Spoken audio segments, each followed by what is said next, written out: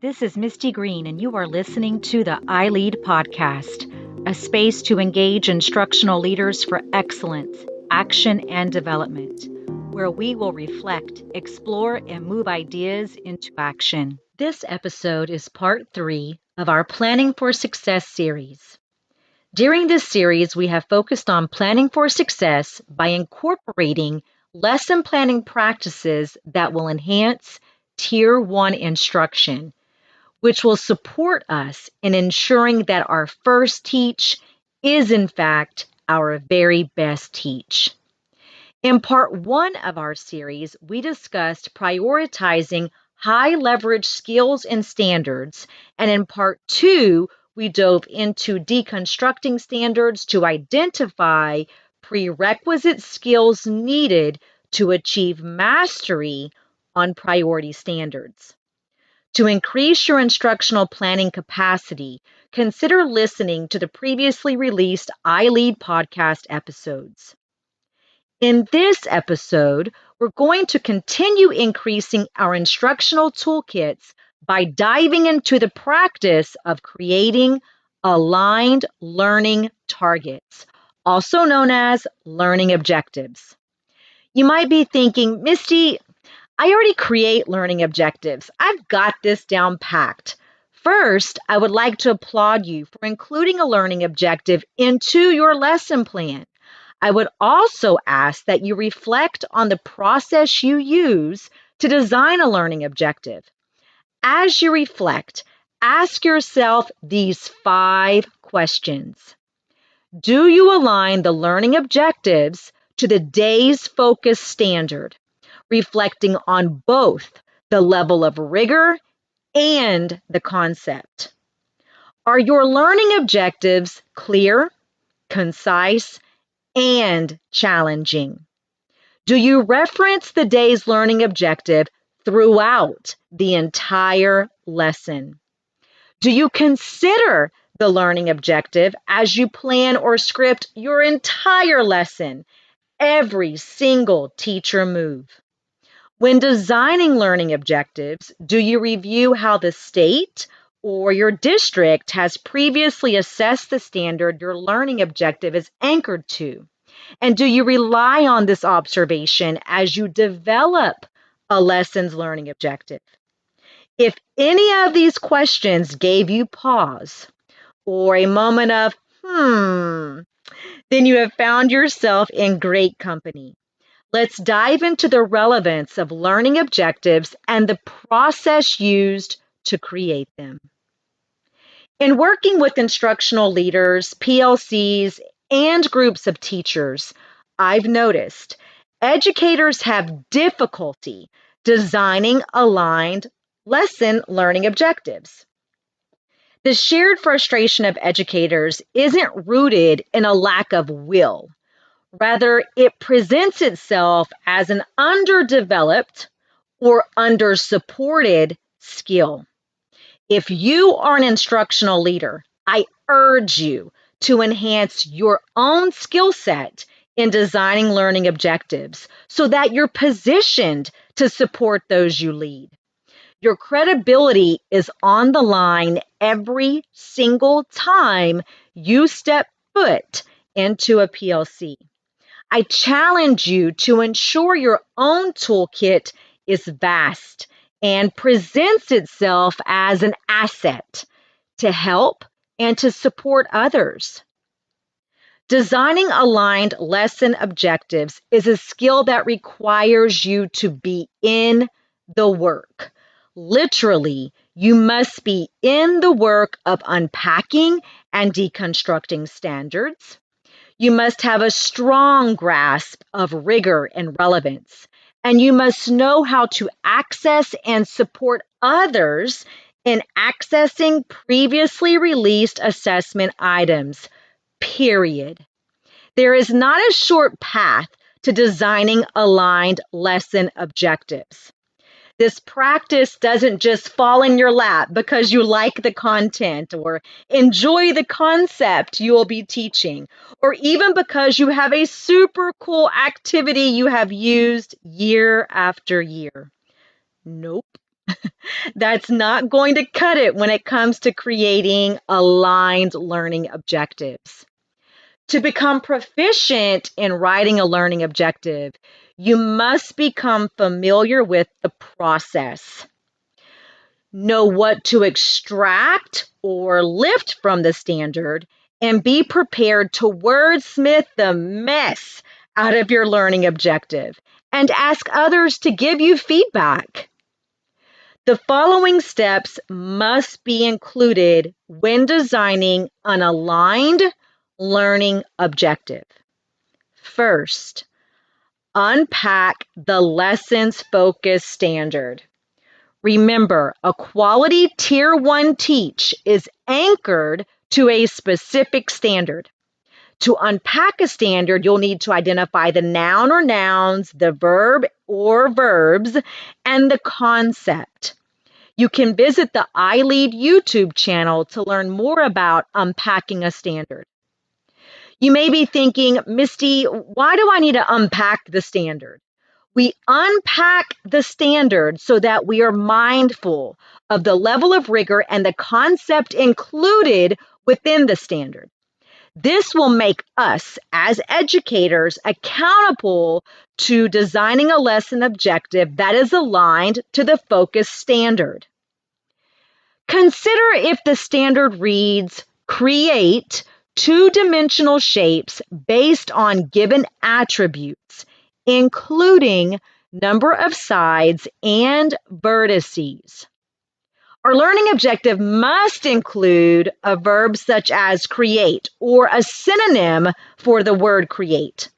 Many educators would shift the lesson and the lesson activities to labeling, identifying, or classifying. Can an educator provide exposure to label, identify, or classify? Possibly. But what specifically is the standard expecting a student to master? The standard states, create two-dimensional shapes based on given attributes. And this is why it is important to unpack and deconstruct a lesson's focus standard prior to creating the learning objective. It would not be far-fetched to predict that a classroom observation might include observing students manipulating 3D shapes during this particular lesson. Are you able to identify the misalignment to the standard? A principal or an administrator walks in the room. The standard is posted. The LO is posted. We're talking about creating two-dimensional shapes, but the observation, what we see is students manipulating three-dimensional shapes. Remember what the standard read, create two-dimensional shapes based on given attributes. There would be no reason to move the students to manipulating three-dimensional shapes at this time. You must first ensure your students master the concept of 2D shapes. That is the charge of the standard. That is the purpose of why we live within our focus standard, unpack it, and deconstruct it to ensure our lesson objective is firmly aligned. Now let's move to step 2. Once you have unpacked a standard, you're now aware of the level of rigor your lesson must include. Here is where I have observed PLCs face an impasse. Teachers love their students, and they often feel the need to protect them and to ensure they are able to reach mastery at the end of a lesson. Teachers decrease the rigor of the lesson, which results in misaligned instruction. In doing this, teachers, you're actually widening your students' learning gaps. It is not about what your students can't do or what the teacher last year didn't do.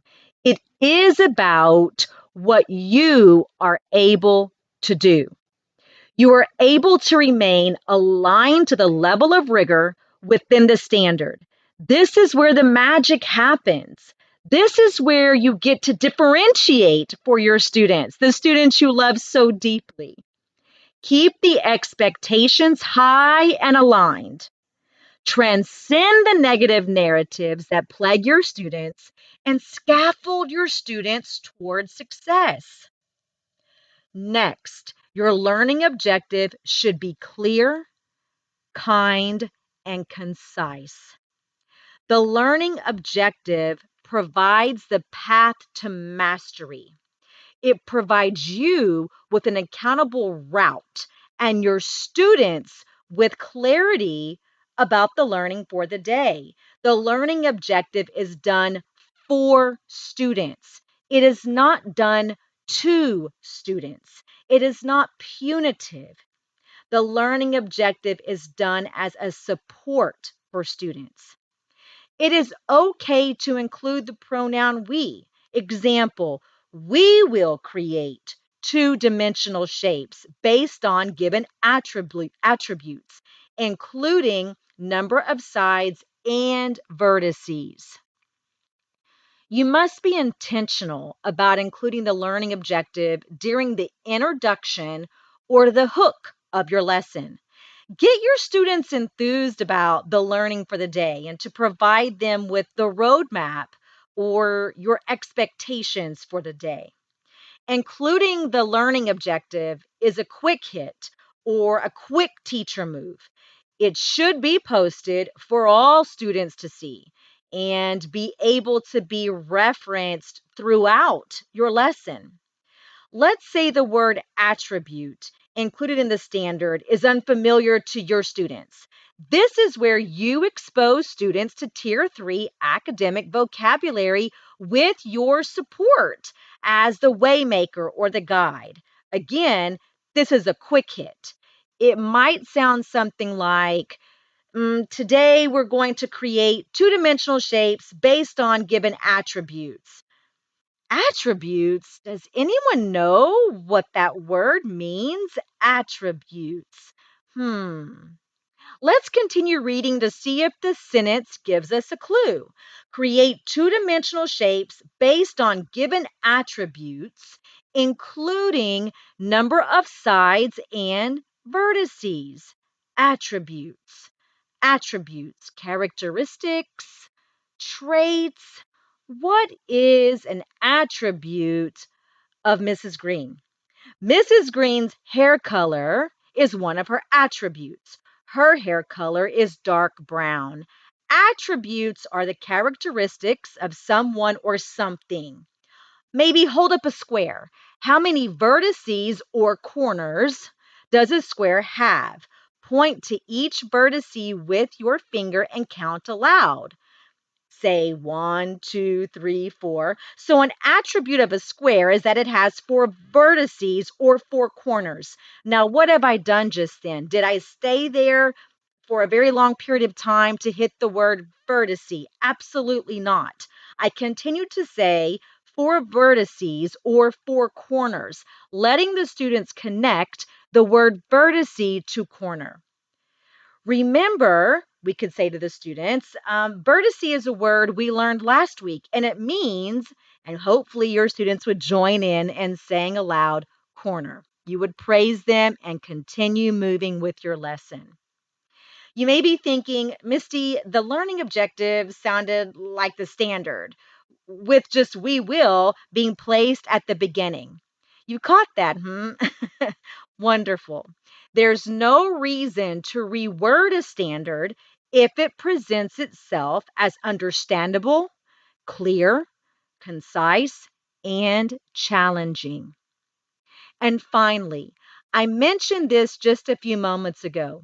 The standard should be posted in your classroom for all students to see, and your learning objectives should be posted as well, and it should be referenced throughout the course of your lesson. Remember, your learning objective is done for your students. It provides them a guide toward mastery. After identifying your lesson's focus standard, designing an aligned learning objective is a simple feat, and it serves as the first bookend or goalpost in the lesson design. A well-written and aligned lesson objective ensures your instruction is aligned to end-of-year mastery and that you're providing your students with quality or on level tier 1 instruction. Going back to what I mentioned at the beginning of the episode, ensuring that your tier 1 instruction is in fact your first and best teach. I mentioned in the beginning of this episode that this was part 3 of a 3-part series. To continue enhancing your instructional toolkit, consider listening to parts 1 and 2 of this series, or in fact, visiting our YouTube channel so that you can see these particular episodes in a visual representation through a presentation.